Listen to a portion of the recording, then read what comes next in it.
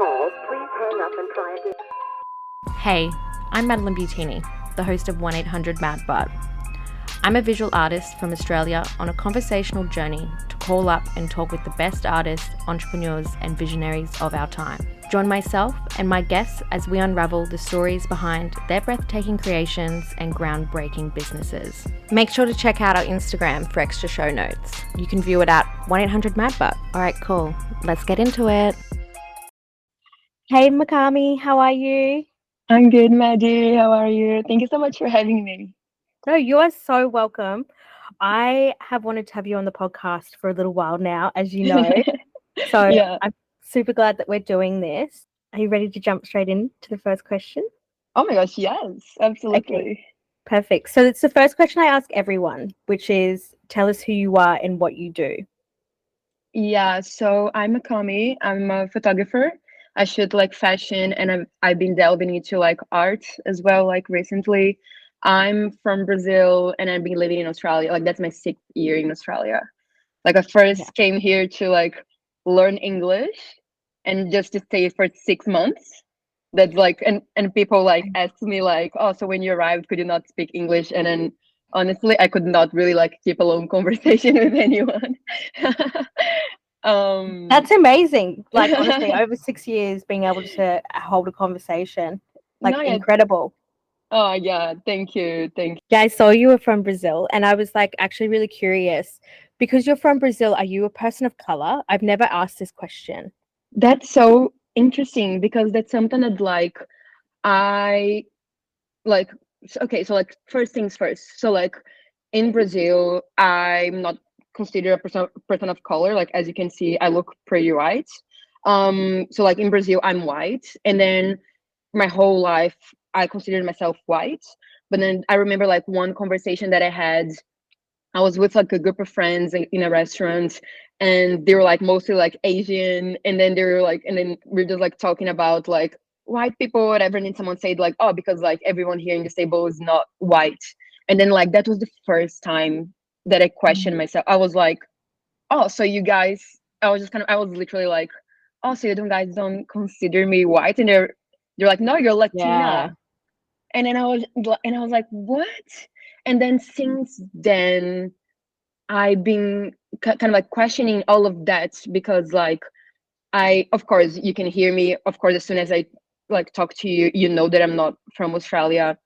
Most of people thinks I'm from Europe somehow. Of course, as soon as I say like, no, I'm from South America, they're like, oh my gosh, obviously, like they can hear that, like it clicks to them, and they're like, absolutely. But before I say to like most of people, they think I'm European.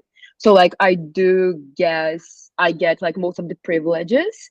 But actually very recently I delved a little bit more into that because I was applying like for this job, and it actually like they kind of like would give you the options. Like Latin was not there, and then I was just kind of like Latina, I guess, was not there at all. And then and then intrigued me again, and I was kind of like, oh, hold on. And I like searched a little bit, and apparently Latin is not really like, so I'm not really considered like, I'm not a person of color, I'm like white. Yeah, sorry, because I am just such a ditz, right? And like I was like, South American people of color, I don't know. I try to be really considerate, you know, absolutely, that kind of thing. But it's so funny that you like that was like your first question, because that's something that like I've been questioning myself for a little while since that conversation with my friends. So let's get into your art journey. What was your journey into photography like?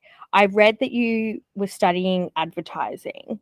Do you think that looking at advertising made you realize, hey, I kind of want to do the creative side? Like, tell us about that. It's so interesting as well, because like when I was in high school, I will be the person kind of like, or even before, like not primary school, but like from when you're like 12 until you're like 14. And then like every end of the year, I would like just get photos from people in my class, and I'll just like make a little video. And then like I remember when I left like my first school that I studied from when I was like 2 until I was like 14. Like, so basically like my whole like childhood is studied there. I did this very like emotional video of like goodbye and blah blah blah. And then since then I always thought that I was going to be a filmmaker, but then I'm from a city in Brazil called Salvador, and then it's a big city, like it's like 2 million people, kind of like same size as Brisbane. But well, in my city at least, like studying film is kind of not like super popular. And I remember that like when I was going to uni, I applied for film, but then there were so not many like people wanting to apply for film that like a class was not formed, so I could not actually study film. And then I needed to try something else, and then I tried like advertising. Um, so like actually when I was studying, I went more like for like a marketing to the marketing sides than to actually something more creative. And then after I graduated, I was just kind of like, that's not really what I want to do. Mm, Like I'm seeing like, yeah, because like the people that were doing something creative in my course, they were going more um through like graphic design. And then I was just kind of like, that's not really what I want to do. And then like at that time, I don't know why, like I had like a blog, which was kind of like I was going more towards my pragmatic sides than my creative sides. And then after I finished uni, I was kind of like, that's not really what I want to do. I want to do film. And then I enrolled myself 6 months later in a film school. And yeah, like at that time, it was like a different uni. I could actually enroll myself because it was a 2 years course instead of being like a 4 years course. So it was like yeah, a almost like a TAFE, something yeah. similar to TAFE that you guys have here. And that's when I was kind of like I pushed myself to do like more creative stuff. Yeah. No, that's so interesting. Adding that little tidbit about how when you were a kid you wanted to do film. Was there like any films that you watched as a child that really inspired that for you? Not really. It was more because like I started like editing those videos like for the end of the year, and then like it was just something that I had so much fun. And again, like in Brazil, like most of my colleagues, I remember like they wanted to be like lawyers, like doctors, probably because their parents were telling them like that they needed to be that. Yeah, Yeah. But yeah. then I was always kind of like I was always like one of those kids that I was kind of like I did not like that game that like you run, like you need to run and like hide yourself. That game that used to give me like so much anxiety. Or like I was not like very like a sporty kid or whatever. I used to love like drawing or like and like painting like silly stuff. Not that I have talent for that. Like my friend Zaid, he was here like nothing, nothing like that. But I feel like I always been more like a little like arty, creative kids than like Yeah, anything no, else. that makes sense. I was the exact same growing up. I was like really into painting and drawing and making comics and like doing all that kind of stuff. So I Uh-huh. relate to you a lot. I couldn't do the whole like I don't know, sport thing. Like my Yeah. after school activities were going and doing like classes for like music or something creative, you know. Yeah. I I couldn't think of anything worse than like running around a field, which is still great. Like I kind of wish now that I like learnt how good exercise was because it is I actually know. so good for you. I Um know. I'm like honestly I feel the same. But yeah, I feel like I still carry that thing from childhood. yeah.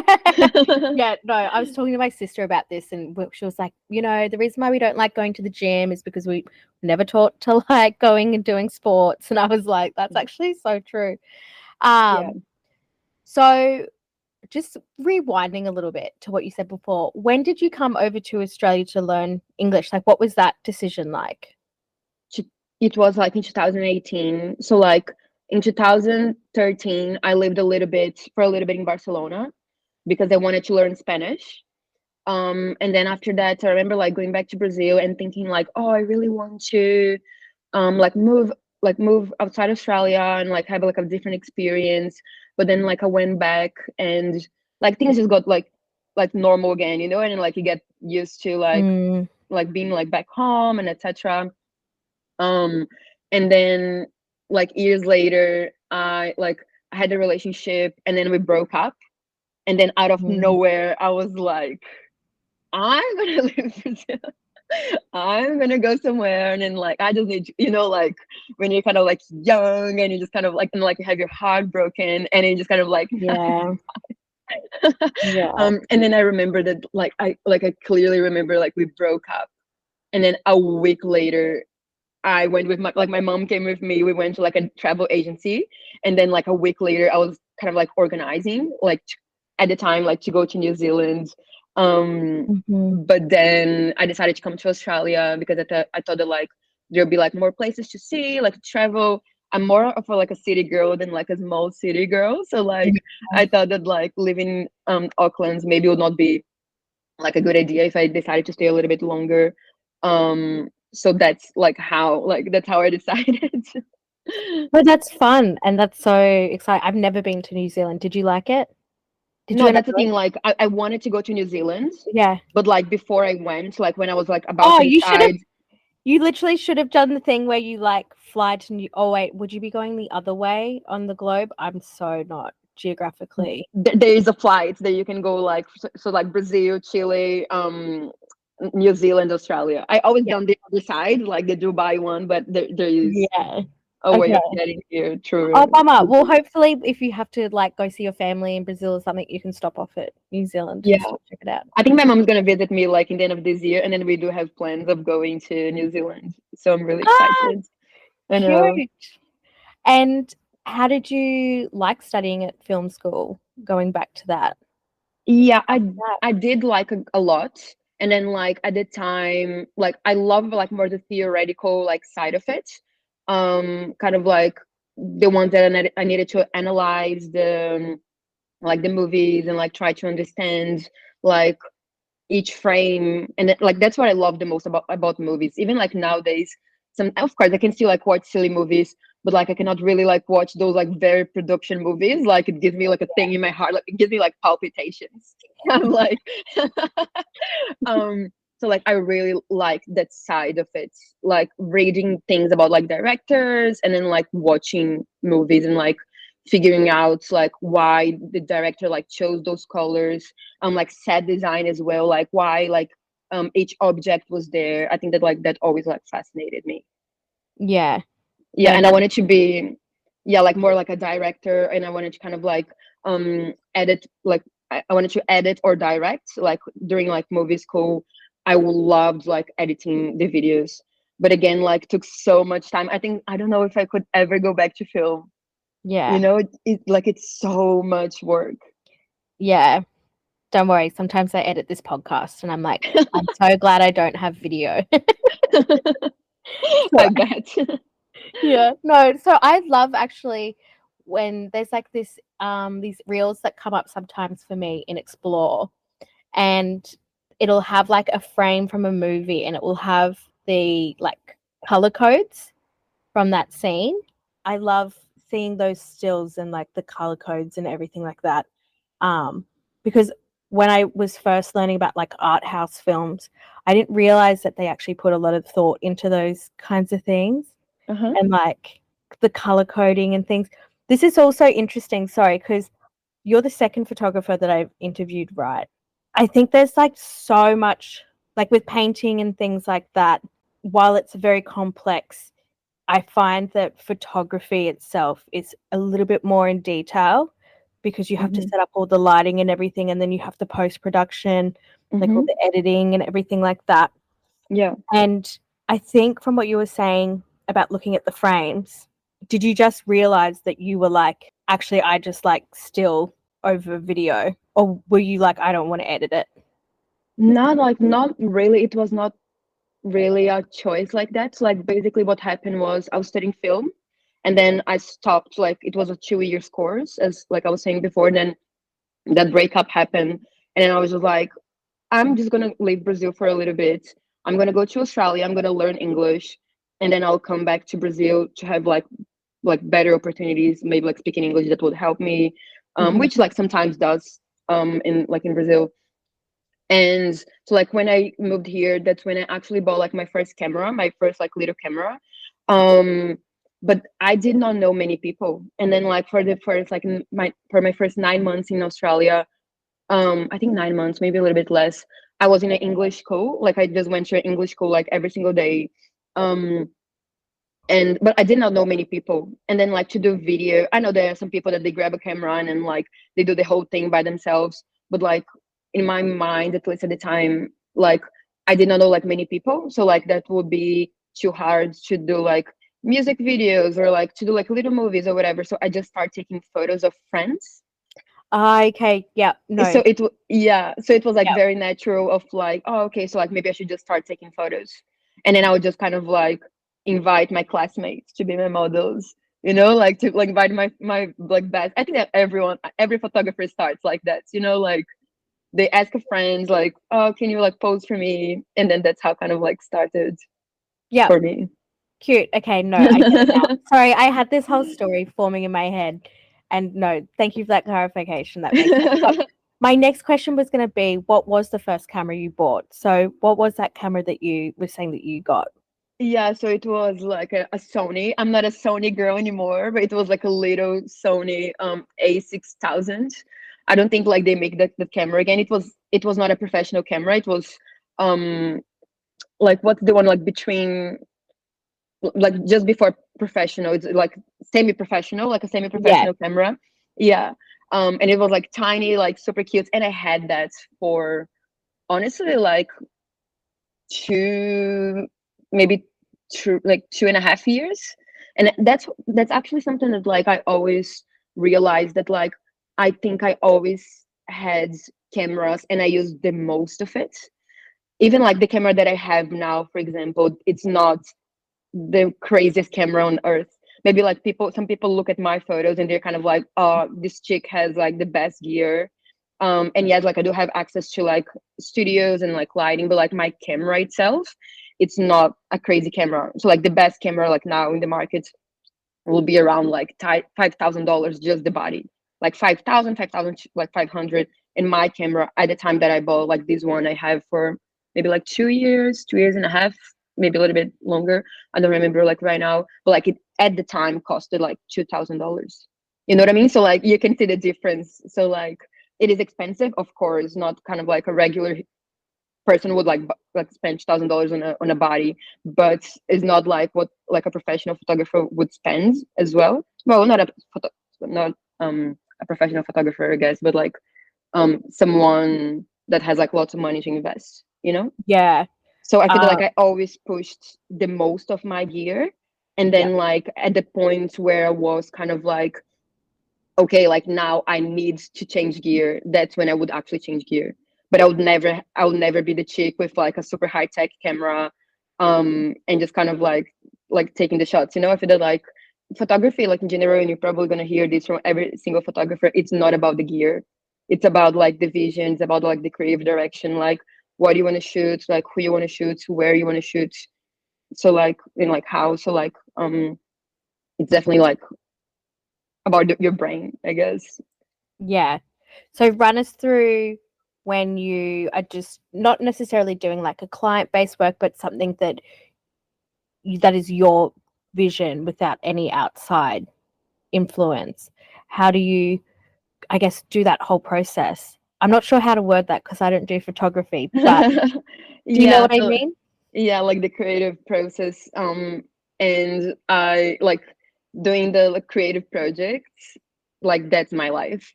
I know that again you interview so many creatives, but like I don't think I'll be here right now if it was like not my photography.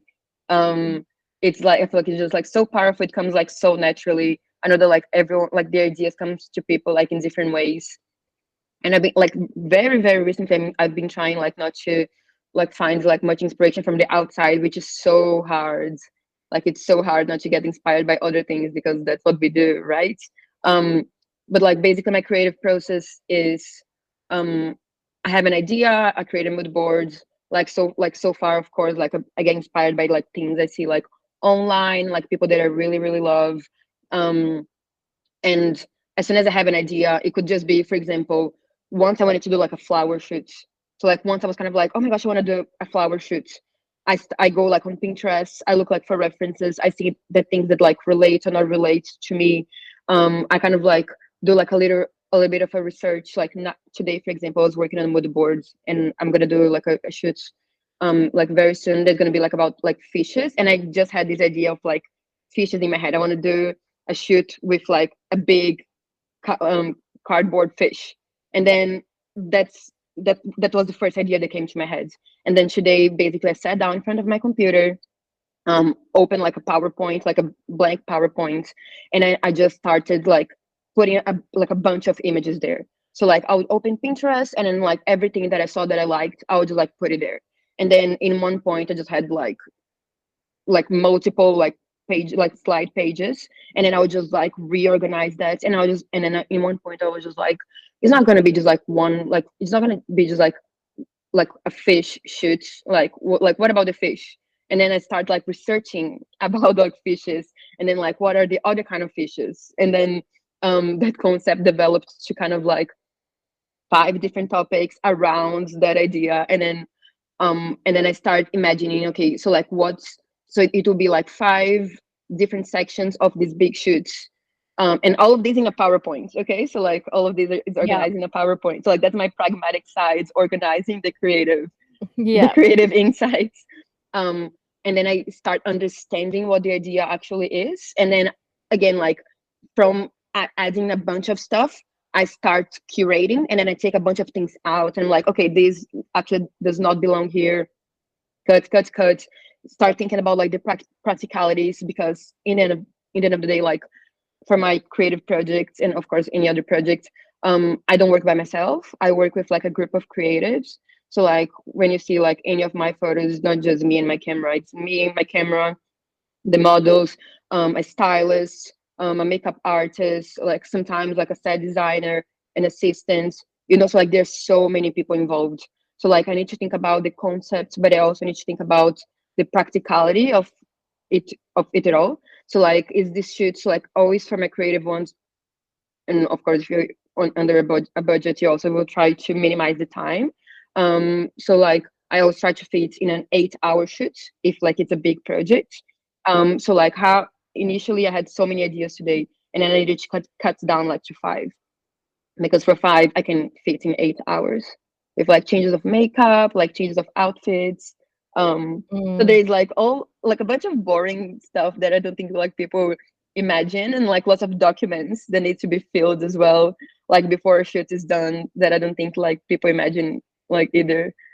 Yeah, I mean, I love all that planning side of things. I think it just comes with the territory and like learning things and trying to save money and, contingency planning so nothing goes wrong. And you just, Yeah. every single time I've done something like outside of my studio or even inside my studio, I'm like, how can I Hmm. do it more efficiently, better, Yeah. faster, not even Yeah. for like a productivity perspective, but just so that I can try to use my energy in the best way possible, you know? Exactly. Absolutely. Yeah. Wow, that's interesting.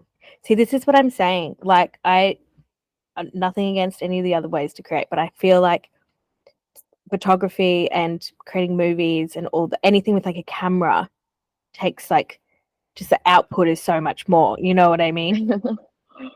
And some people are just like, oh, I could do that. It's like, I don't know if you can do that. Like, No, I really believe that like anyone could do anything if they practice enough. Yeah, Like totally. But like not straight off for the bat. Like some people are like, oh, I could like they just say like, oh, that'd be easy. But yeah. I think it's quite difficult though to do a lot of the things that like creatives do. No, yeah, like that's for sure. That's for sure. And then there's also kind of like the whole like development as well.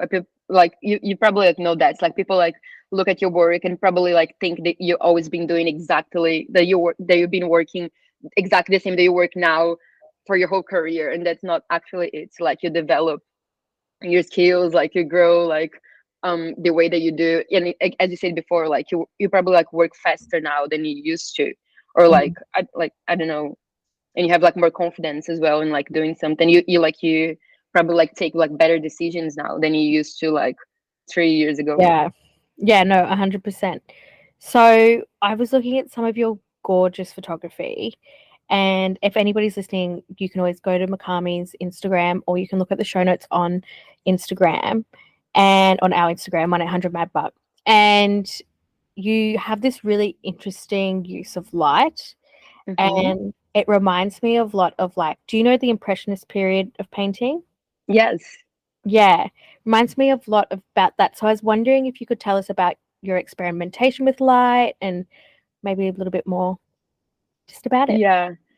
Actually, I would say that like surrealism and like Dada are like my biggest inspirations on my photography like nowadays. Um I so like right now I'm studying like a master's degree in Mhm. creative industries. So basically my thesis, well, the one that I'm developing now, is about like how to bring surrealism, like surreal elements to fashion, commercial fashion photography. So like so I've been studying like a lot about like surrealism, like Dadaism, and then I do also have some like references, like Mhm. some photographer reference that I will absolutely love. And there is like this Russian photographer called Elizaveta Porodina, and then she always, not always, but like she has these like very dream like aesthetic that I really love, and I maybe think that like she's my biggest inspiration. Of course, you're gonna see like her work and my work, and they're very different. It's not that like it's like the same or anything like that, but you can definitely see that like I'm highly inspired by that. I feel that like I always been someone that like daydream. I feel that Mhm. like talking about like childhoods again, I think I always been like that kind of kids that have been always like so much by myself, like in my room. So like I think like my mind, like I created my little own universe in my mind, because I kind of like had to entertain myself somehow. And then in like yeah, like somehow I still like maybe like drag this to like my adulthood, and like that's my way of like expressing myself. Like I always used a bunch of color in my photography, but like since I got to know about like Elizaveta Parodina, this photographer, this Russian photographer, and then I try to like in the beginning, yes, I try to kind of like do exactly what she did. But like of course, like when you see her work, you're gonna understand like how insane it is. But I'm glad that like trying to do something that was like someone else's, I kind of like found my own aesthetic. And now I've been like exploring a little more of that. And then of course Mhm. like there's explosions of like colors. But if you're on a set with me, like, and that's something that I've been trying to get better at. um yes, I'm a Oh, planner. I looked up her work. Yeah, Oh my God, she is incredible. she is amazing. Like I have her book here, like it's a little bit far, that's why I'm not gonna like stand up. Like I will show you like later on. But like she is amazing. She is like like literally surreal. If like if even if you like look in history of photography, of like surreal photography with like Man Ray, etc. Of course, like Mhm. he did like beautiful work. When you look like through history again, like yes, everyone did surreal photography really beautifully, but it was more like the fun aspect of it, like just like mixing up like different elements that would not make sense together. But I feel that like Elizaveta brings the dream like Mm. aesthetic that I feel like that's what I was really drawn towards. Yeah, it's just everything is so, I don't know. Like you said, it feels like you're in a dream, but it looks Hmm. so soft. Like if you Yeah, could touch it, it would feel like clouds. You know what I mean? yeah, exactly. Like it's just like so beautiful. Like every photo looks like a painting. Yeah. Um, and then if you look up like Sarah Moon as well, like I think that like Sarah could maybe be like one of Elizabeth's influences. Oh, Like yep, yep. like Sarah Moon is also like brings the dream like kind of aesthetic that's absolutely beautiful. So like I would say that like these are some of like my biggest inspirations. So like that's kind of like what I'm drawn towards. And then but like the biggest thing, and like both of them like did it beautifully, is to mix it up, like art and fashion. Mm. Which I think that like it's beautiful, and that's kind of like what I'm trying to do with my art, kind of like mix it up like that with fashion, and like and see how that goes. Yeah. But it is a little bit hard though. It is kind of like pushing even like in the Australian like markets, I feel like. um but I feel that like that's something that's like there's a window there that can be like open and explored. I feel that like if everyone was exploring like this aesthetic here, that would be like just too easy or maybe even like harder. I don't know. Yeah. Yeah. So wait, are you saying that the fashion photography industry needs to like explore these things a little bit more? Is that what you're saying? I think so. I think maybe not Yeah. necessarily like this aesthetic, but I do think that like Push the mainly boundaries a little push the bit. like have Yeah. fun, like why not to do something more like artistic and like why not let people like also like express like themselves through their art.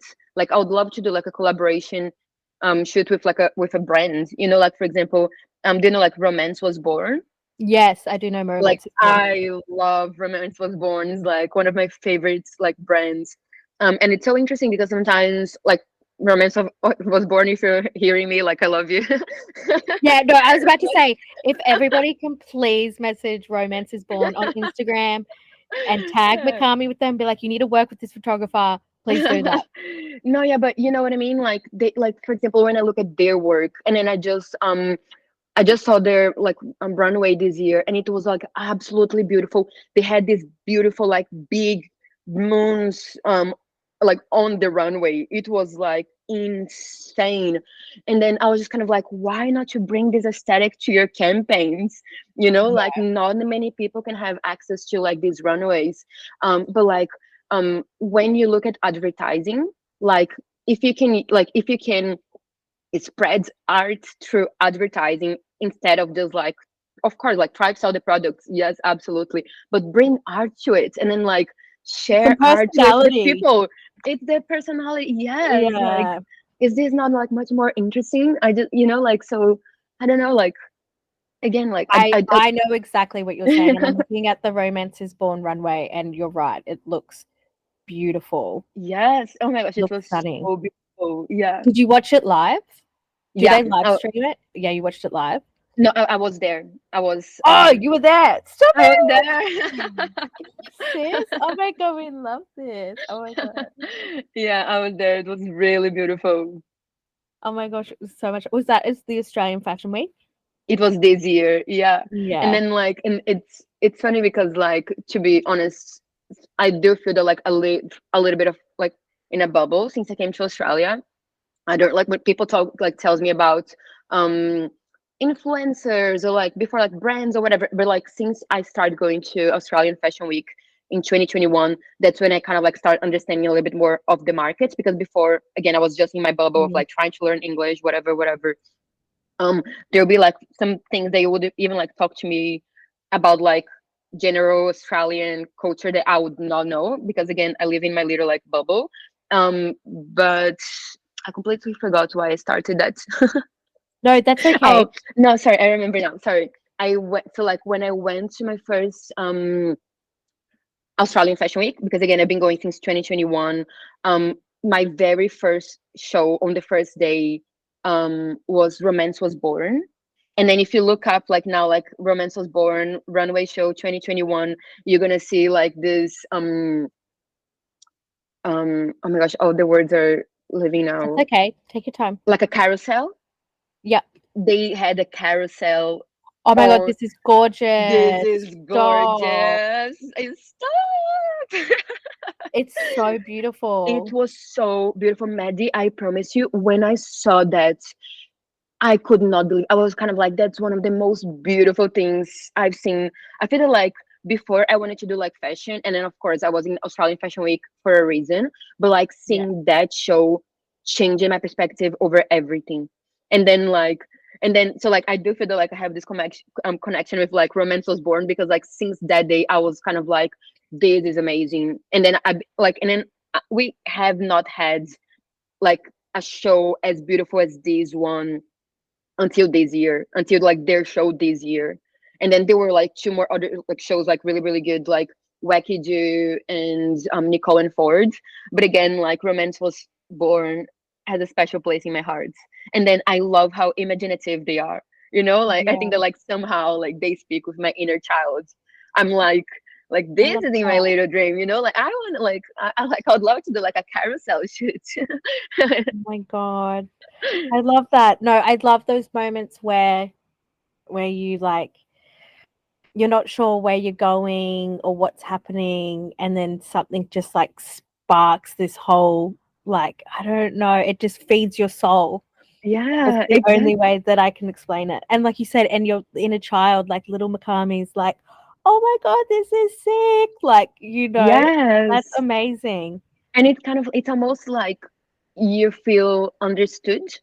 You look at something that someone else did, and you're kind of like, oh my gosh, someone here in this universe understands me. Yeah, it's like finding your tribe. It's incredible. Yeah, yeah. No, I feel that. Oh my gosh. No, any other moments like that do you think that you've had? Um, on top of my head, I don't know. I feel that like honestly, like shooting, I feel like very euphoric. Like it's not really like a connection with like someone. Oh, like this person or this brand or like this whatever makes me feel this way. But I do like when I started shooting in studio, and when I did my actually when I did my first shoot with that aesthetic that you see now, like with like the low shutter speed, like blurry, like like I felt so happy. I felt like so connected. I was kind of like it was almost like I could see where I was going. I was having this chat today like with a friend, and then I was kind of like can you see where you're going? Like because I feel so much connected to myself when I can see that. But sometimes in life when I can't see exactly like that clear anymore, that's when I feel that like I'm going on the wrong direction. And Mm, then that brings me down. I'm like I don't know if you believe in like astrology, I but do. I'm a Pisces girly. Dude, I love that. I'm a Virgo Libra. You're a I Virgo can't. Libra. Nice. The Yeah. Libra one, like ooh. Yeah, I know. Sometimes it's a bit confusing though. I'm like, which one am I? But anyway, Yeah. we keep going though about It astrology. it's a good balance, I think. But like again, I'm a Pisces girly, as I was saying. So like I feel that when I'm connected, I feel so connected. But when I'm disconnected, I feel so disconnected, and I'm a little bit dramatic, and then I'm kind of like I'm just a little fish in the ocean now, and then I'm lost. Oh, no.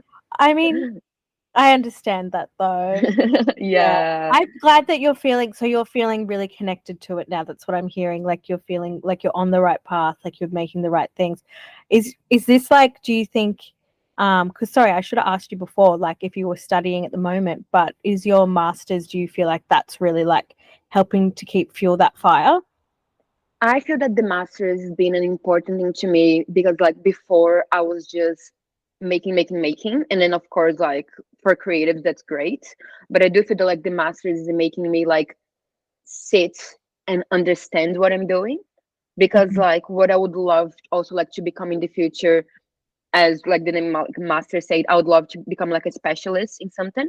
So like hopefully in the future people would like if someone is like okay like we're looking for someone that like does like very creative like work in Australia, like in photography, like who is the specialist?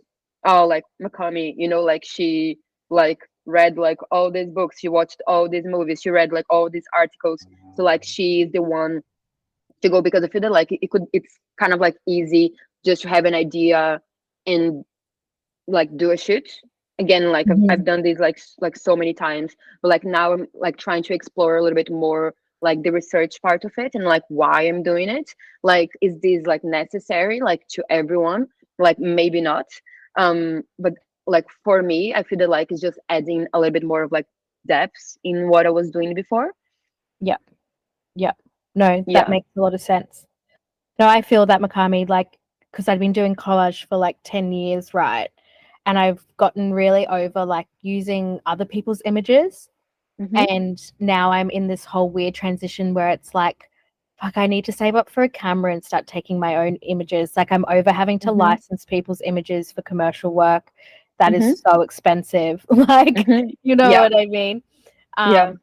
And like, even though I love going through like the vintage magazines and stuff, and looking at that part of history, it's like it doesn't connect to like what I'm trying to say right now in Yeah. this moment.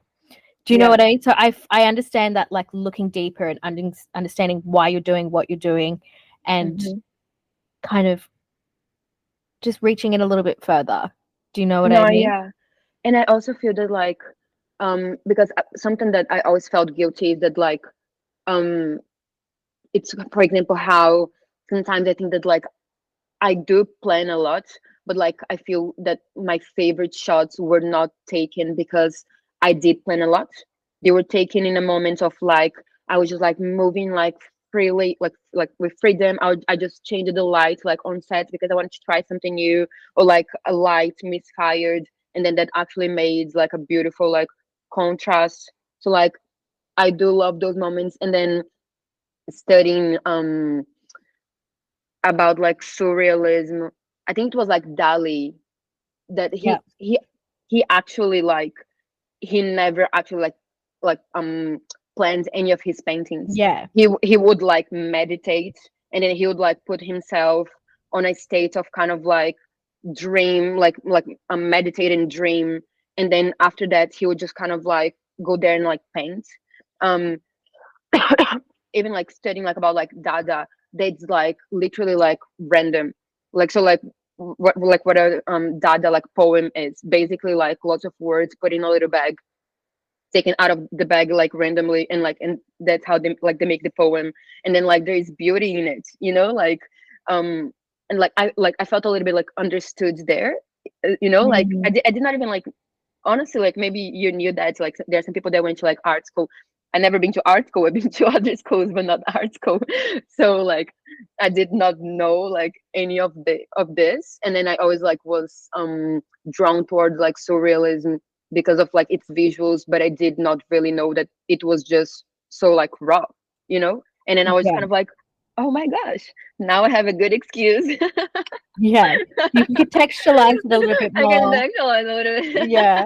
No, No, that's so like interesting. no, of course, like I'm joking because of course we want to master exactly like what we do, etc. But like it was interesting to see that like some of like some of the people that like now we consider like genius, like like his way of becoming a genius was just like literally like looking inside himself and just opening his eyes and just practicing, you know, like in the end of the day Yeah. like practicing is what gonna Yeah. make you get better in what you do.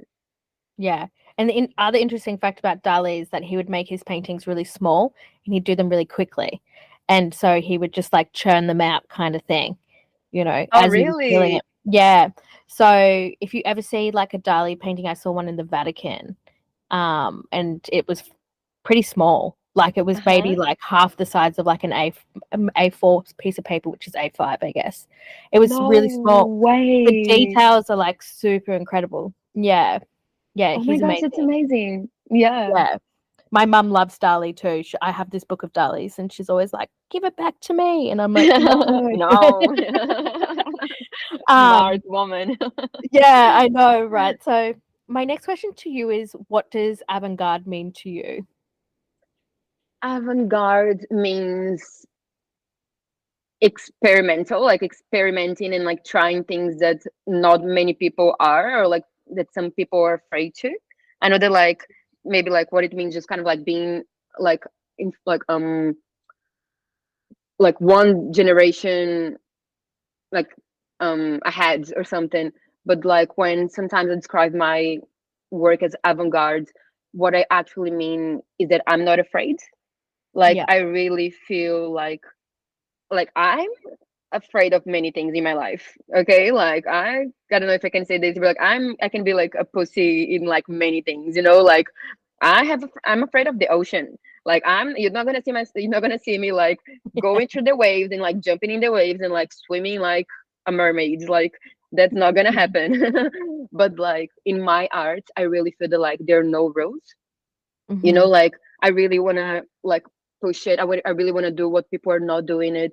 um like fashion week, for example, is again another like a good a good example, because every time that I like the first time since the first time that I went there, I was always kind of like, everyone is here to take the same shots, how can I do it differently? And then like on it, like I don't want to like give a little like pat on my back, but like I feel that I do that. I feel that like I love going somewhere and just being kind of like, how can I do this differently? So that's what I feel that like avant-garde like kind of means, just like how can you take things out of the box, and how can you make it like that differently? How can you inspire like people around you, and then like how do you get inspired by people that are around you? I feel like that's kind of like what that means. Yeah, amazing. No, that's cool. I mean, I think everyone kind of has their like there's one core definition of avant-garde, but it Avant-garde. means something to everybody differently, you know. Hmm. Um You're yeah, right, no, kind of, it's because I amazing. really thought that like avant-garde was kind of like ahead of your time or something. Yeah. Yeah, but some people they're like, you know, I don't know, you think of like some designers and their type of avant-garde will be like going like 20 years in the future.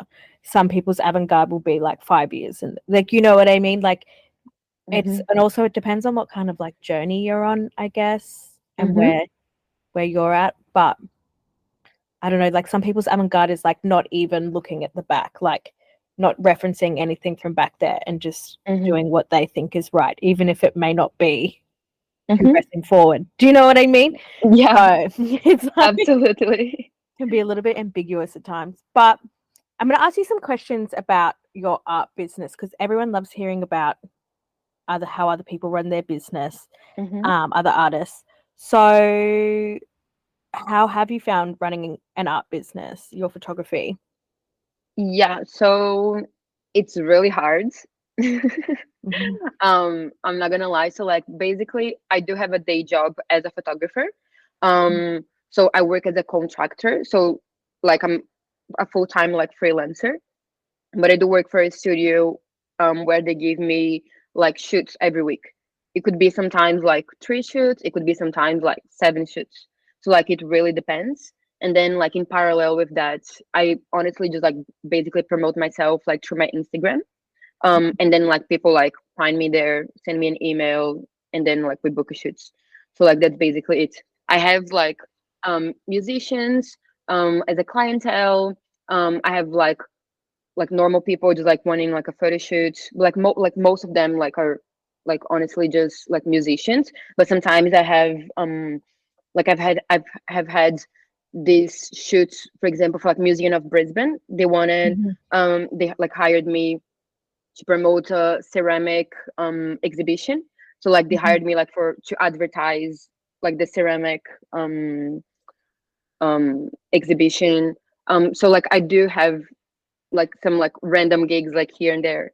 So like last year, for example, here in Sydney, I shot the CEO of Tesla for like the Australian.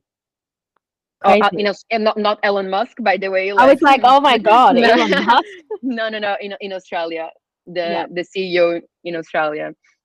So like that was like a random job that just like appeared again, like just like through social media, you know. So that's kind of like random, but like that's basically how my business run. It's like Yeah. really simple, and but like what like feeds me every day is like my day job as a photographer in that studio that I told you. That's amazing. And you're doing your masters. Like, what can't Macami do? You know what I mean? Oh my god. That's it's so much, honestly. Um, and were there any pieces of advice you were given when you first started running your business that you found useful, or maybe you were like, no, that's not useful?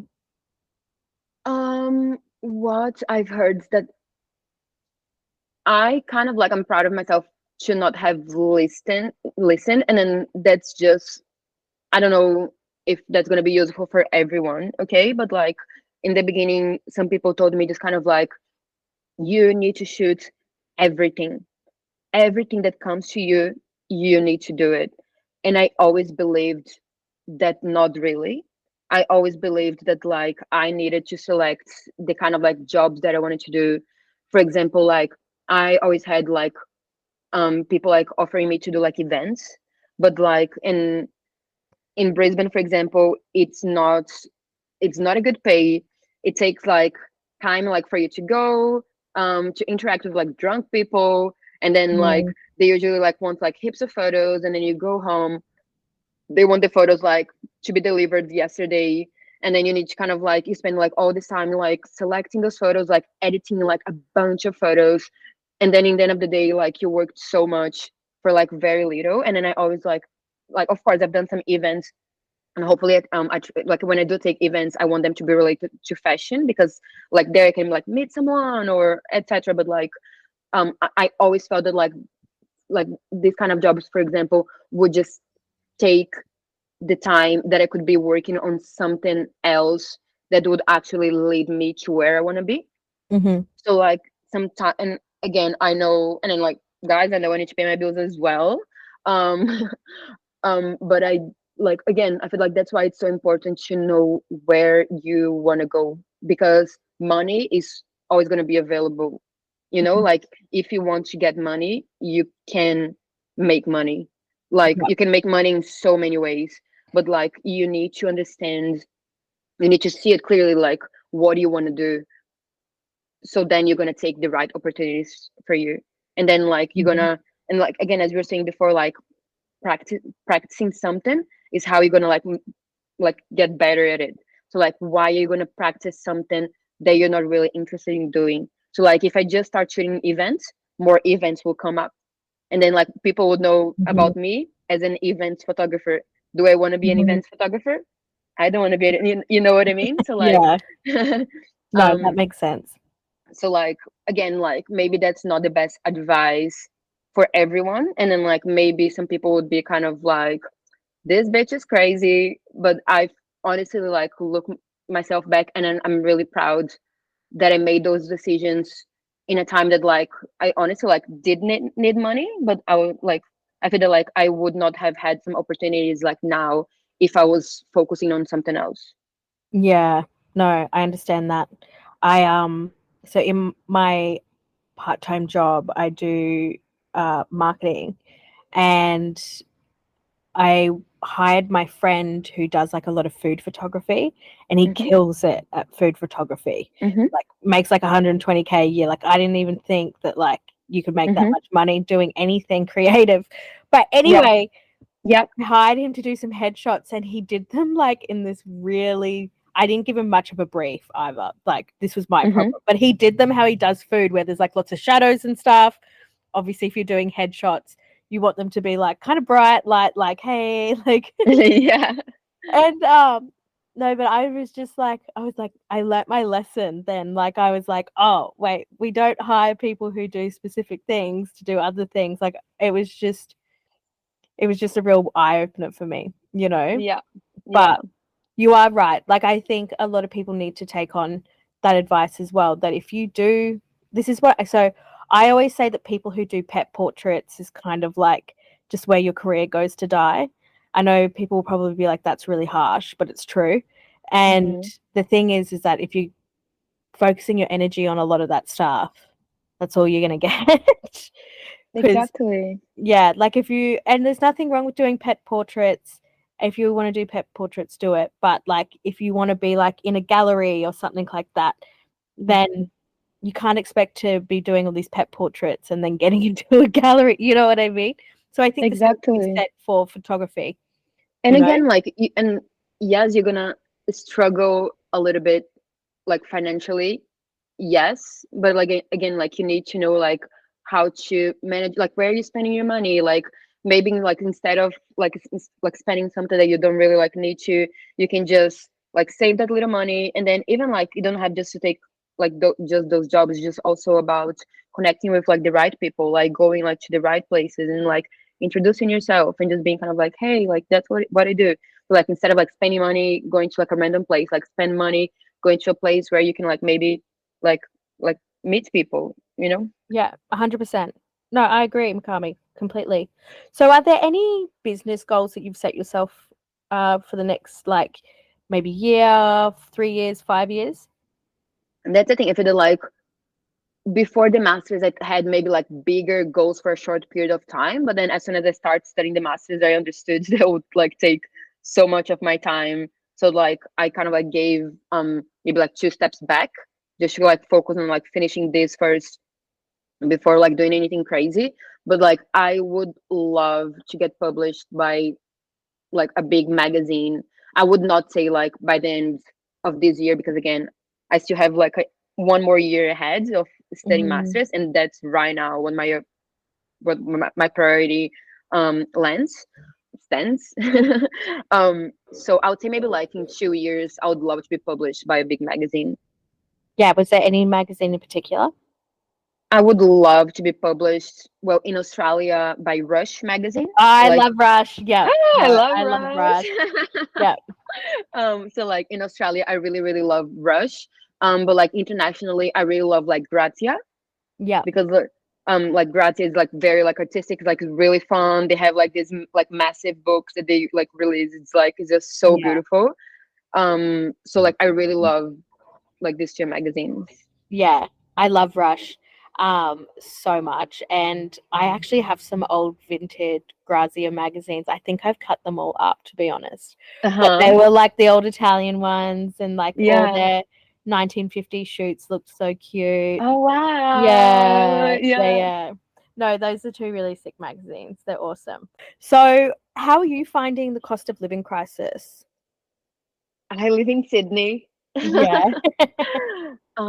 It's really hard. It is really, really hard. Um, Even because again, like bringing the masters, I think that like it would not be as hard if I was not doing the masters, because I'm an international student. So I need to pay like my semesters up front. Yeah. What? So like, yeah. Yeah. So like maybe like the number side of it you can cut, like I don't really like when like numbers out, but like I need to pay $12,000 every semester. Yeah. And do you get any help from your family or do you pay that all yourself? So like last semester I paid everything by myself, but like the previous one I did need like help from my mom in Brazil, because it was like at the time I needed to pay because I was renewing my visa, and then Oh, yeah. like and then like my agent did not tell me, but like I needed to pay the $12,000 like 2 days to like at the time it was like Friday or whatever, and she was like, "Oh, you need to pay like everything by like Monday next week." And then I was just like, I don't have $12,000 just like hanging in my bank account like to like by Monday, you know? Oh my So God. yeah.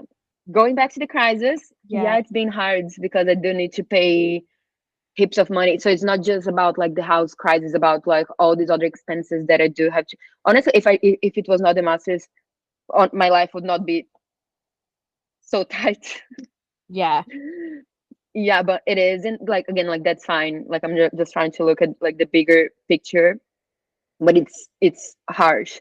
But like I lived in Brisbane in 2022.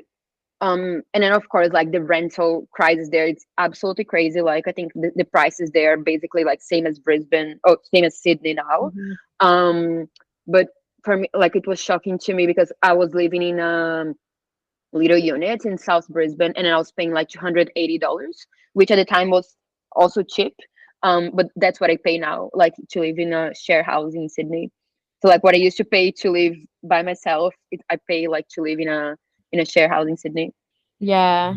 Like in one point, I did think about like moving back to Brisbane, because I moved here to Sydney like last year, like 2023, like May 2023. But then when it was like December, I went back to Brisbane like from December until March because of my solo exhibition that was like Yeah. there. So I did like an art residency at like Maryvale Studios, like where Phoebe runs. Yeah. Yeah. And then in one point, I'm not gonna lie, I was just kind of like, I'm just gonna like look up at some houses and like see the prices, like maybe. And then I look at the prices and they were like basically same prices as Sydney. And honestly, like when I was in Brisbane, I did have like some stylists like reaching me out, like to do like some like really good stylists to like do some shoots here. And that's kind of like how you make connections in my field, like just doing like test Mm. shoots, like creative projects, meeting like other people in the industry, and then your name just kind of like spreads around. So like that's kind of like how it works. And then like good like big people from Sydney were like messaging me, and then I was just kind of like, nah, Yeah. like that's where the opportunities are. Because Yeah. like if I'm paying like the same rent as Sydney, as Brisbane, I much rather being in a big city that actually, again, like thinking about like where I want to be. Totally, babe. Totally. Yeah. No, So I like, understand. No, yeah, 100%. It it's more makes about the sense. opportunities. Yeah. Yeah. And that was like Um, the only reason as well, like why like that made me leave Brisbane, because I love Brisbane. I think yeah. it's like it's such a like a lovely city. Like some of the people that I like, I love my family in Brazil. Like I'm crazy like about my family in Brazil, but I'm also crazy about my family in Brisbane. You know, Yeah. like Yeah. so it No, was really hard. and sorry I didn't come to your solo exhibition. I've just been like such a at home body at the No, moment. that's I just okay. But like next time that I go to Brisbane, like we should go yeah. out for a coffee or Yeah, something, totally. please. We'll get a tea. No, Yeah. totally. So you're the editor of Draft magazine. Tell us about Draft. What's all that about? Yeah, so like draft is about not thinking that my aesthetic belonged somewhere or that was like easy to like get published by like big magazines, etc. Like when I started being a photographer, I like in the beginning I tried so hard to get published by like some like medium-sized magazines or whatever, but there are like so many roles. There are so many roles to actually be like in big magazines. And some of them are like, so all the outfits that you see, like you need to shoot like for like medium magazines like five, but I would say like to be safe, like you need to shoot it, need to shoot at least eight different full garments. And then like there are some magazines that they publish like 20 different garments, and then they all need to be like either like really good emerging designers or just like established designers. And then if you don't have that, you don't get published. And then sometimes it doesn't matter how beautiful your photos are, they don't care, because in the end of the day they are a fashion magazine. Yeah. So like, so what matters is like the garments, and that's it. um so I was just kind of like, why there are like so many roles, there are so many talented people out there. And then like I know so many photographers, they are amazing, like literally like amazing, but they're like in the same boat as I am, of like they love what they do, they are talented, they're doing like the right stuff, but they just don't have access to this thing that many people don't, you know. So I was just kind of like, um I just want to like give myself an opportunity, and I just want to like give like these people that I know also like an opportunity just to have like their shit like out there with like no rules, apart from kind of like um doing your like doing what you do like as its best, and just kind of like expressing yourself. So you know, the thing of like, if you don't think that you're getting opportunities, make yourself the opportunities. Yeah. So it really like came from that. And then the thing of like, just push your aesthetic. Like I don't want you to kind of like I don't want to change what I do to like fit in magazine ABC, you know, like I want like sometimes I call myself spoiled, and yes, I can be spoiled because like I don't want to change to fit in like in a box, you know, like so like I'm just gonna make this big box and I'm gonna fit myself in this big box that I made it, you know, like Yeah. it's yeah, and just kind of like, so that's kind of the idea, like that's why um like we created drafts. I love that. And is Draft like an online magazine or do you actually print it? Okay, so like so far we're none of that. Like Okay. so yeah, like so far we're just like an Instagram page, because like basically Draft is ran like by me, Clinton and Davin, like two of my friends. And then we have like some other collaborators. Um, but we wanted to take like 1 year to understand how it is like to run a magazine, how much time it will take, how many like shoots we'll be able like to publish, and like etc etc, and like and understand how we work as a group. Because like we could just kind of like um take some, like just the Instagram page takes a lot of time. So Mhm. like running like a website and like trying to develop like a print magazine, it would take even like more time. So this year is like an experimental year, just even to try to understand who we are, you know, Yeah. because like in the very beginning we were very kind of like, oh yeah, like we just want like collaborators that will do like whatever they do as its best, yes, But at the same time, like we like in these 9 months that we've been since we started in November, maybe not even 9 months, maybe like a little bit shorter than that, we are trying to like now we kind of like understand that we want to be like more an artistic magazine that kind of like fluctuates around like fashion. We want to do like interviews with people like in the fashion industry, etc., etc. But like we value more the aesthetic and like like a more like artistic aesthetic like to photography, than just like something like really clean, etc. But like again, this is taking time.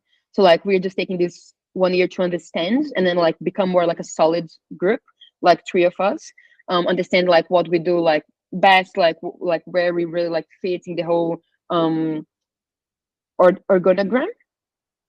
I don't know. I'm not a graph girly, but so Like yeah, you know like whatever we fit, um and also kind of like in parallel with what we do. So like we all have like yeah. jobs, we all like doing something. So like No, how it much, makes total sense. yeah, Makes how so much of much our sense. time we're gonna take to develop this project.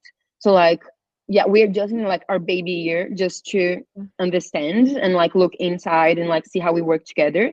But like something that people like ask us all the time is if we're gonna like open for um to like apply to like if we're gonna open for what's the Submission? name, like submissions, sorry, yeah, if people ask us if we're going to open like for submissions, and so far we are not, but like very soon we will.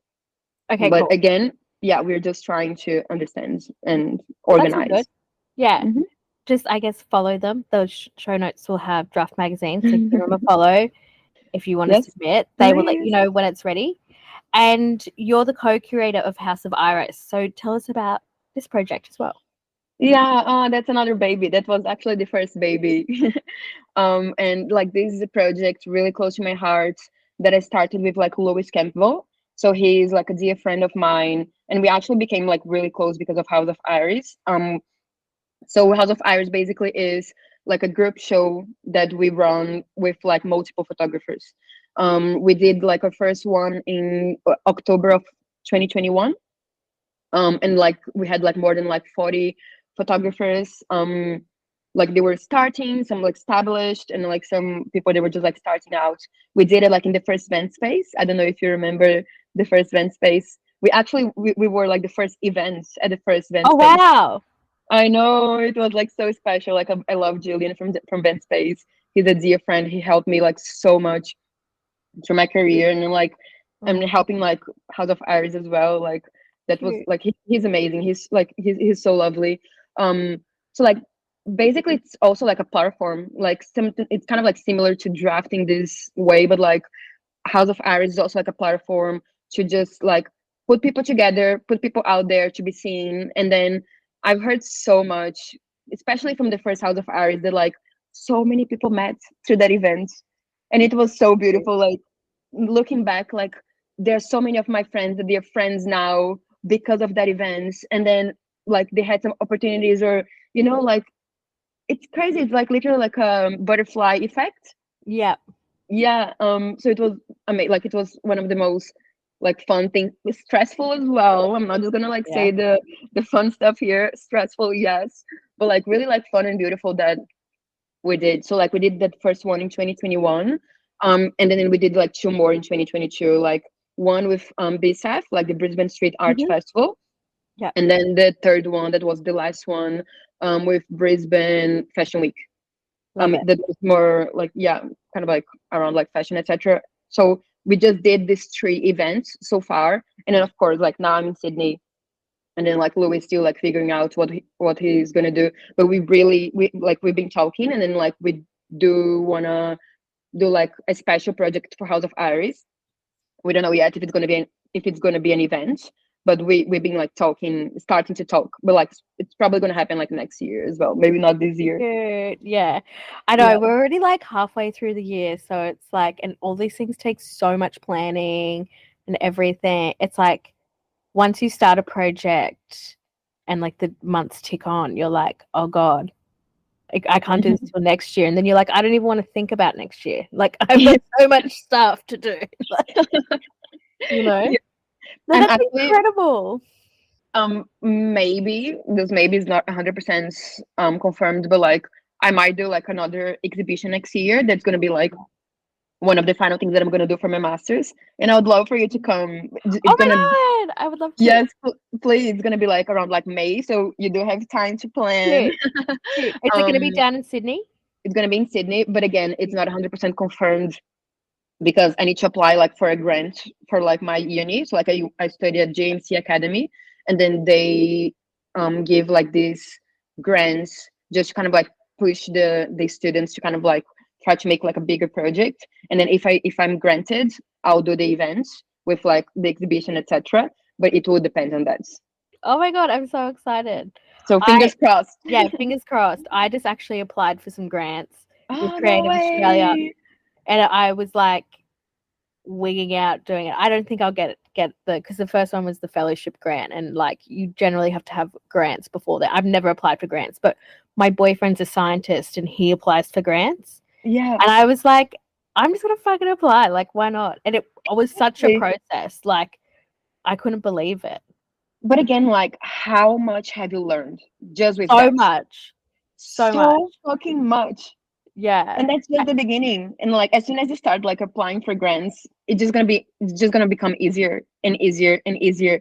And just for the fact that now you are practicing to apply for grants, that's already such a good thing, even like for you as an artist and like to have like in your portfolio. It is.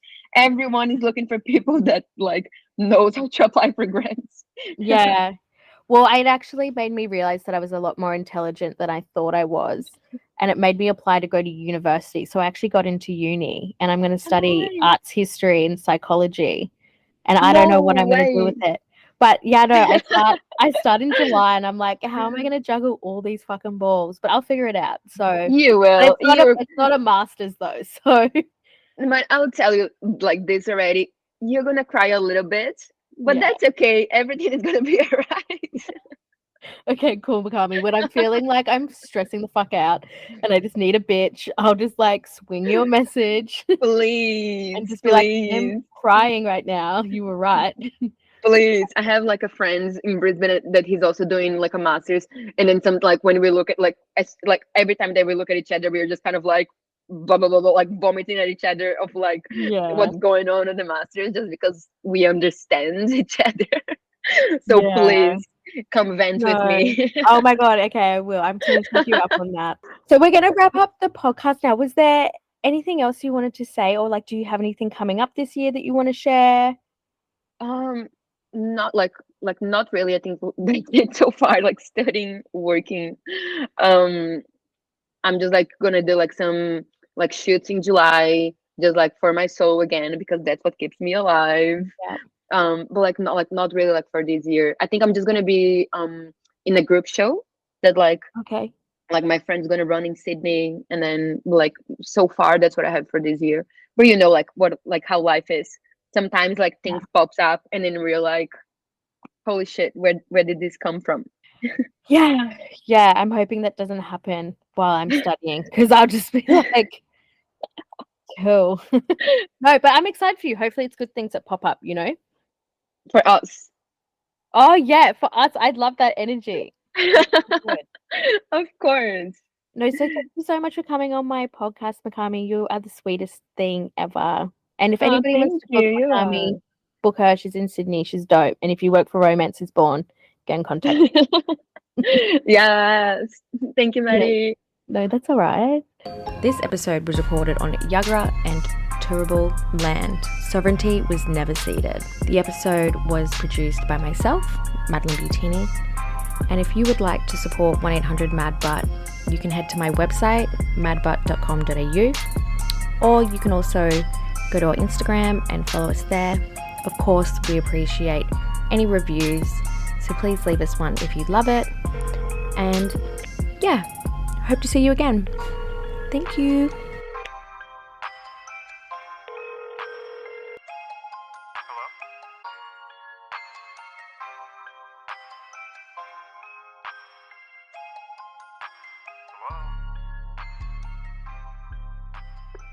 If you'd like to make a call, please hang up and try again.